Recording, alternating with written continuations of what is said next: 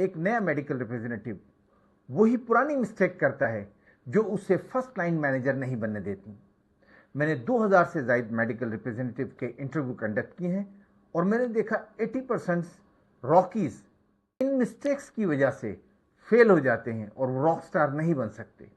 अगर आप rock star बनना चाहते हैं तो ये 5 गलतियां कभी ना कीजिएगा। Don't number 1, sample dumping. एक डॉक्टर को विजिट करते हुए बगैर किसी कमिटमेंट के आप बहुत सारे सैंपल दे देते हैं और सम टाइम आप एक इररिलेवेंट सैंपल देते हैं जिस प्रोडक्ट के लिए वो डॉक्टर टारगेट नहीं किया गया। ये आप बाज़ दफ़ा इसलिए करते हैं कि आपके पास सैंपल की शॉर्टेज होती है।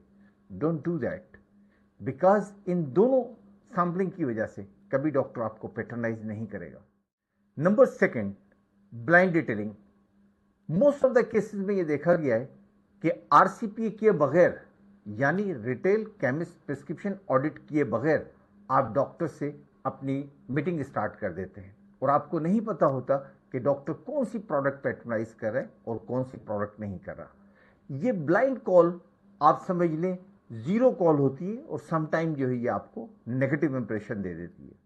अक्सर मेडिकल रिप्रेजेंटेटिव डॉक्टर्स के अटेंडेंट या उसके गेट कीपर को अवॉइड करते हैं या उन्हें वो अहमियत नहीं देते जिसके वो हकदार हैं। याद रखिए, डॉक्टर से मिलाने के लिए इन दोनों का बहुत इंपॉर्टेंट रोल है और ये डिसाइड करते हैं कि आपने डॉक्टर से 3 मिनट कॉल करनी है या 30 minute. So always build the good relation instead of avoiding them. Number 4, bed mouthing about the competitors. अमूमन मेडिकल रिप्रेजेंटेटिव जब अपनी प्रोडक्ट को प्रमोट करते हैं तो अपनी प्रोडक्ट के फीचर एंड बेनिफिट बताते हुए कॉम्पिटिटर ब्रांड की बेड माउथिंग करते हैं या उसके बारे में नेगेटिव वर्ड्स यूज करते हैं। याद रखें, जब डॉक्टर एक प्रोडक्ट को पैट्रोनाइज कर रहा है और आप उसको एंटागोनाइज करेंगे तो डॉक्टर उसको पर्सनल लेकर एक ऐसा माहौल क्रिएट करेगा जहां वो अपनी उस प्रोडक्ट को डिफेंड करना शुरू हो जाएगा। यकीनन ऐसे माहौल के अंदर न सिर्फ ये कि आप अपनी प्रोडक्ट नहीं बेच सकते बल्कि आप अपने रिलेशनशिप भी डॉक्टर के साथ बिल्ड नहीं कर सकते। Number 5, post call amnesia.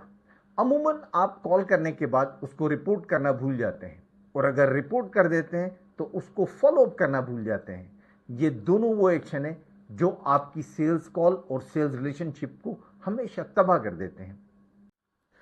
Management उन्हें प्रमोट करती है जो फील्ड एक्सीलेंस दिखाते हैं, ना कि उन लोगों को जो फील्ड अटेंडेंस।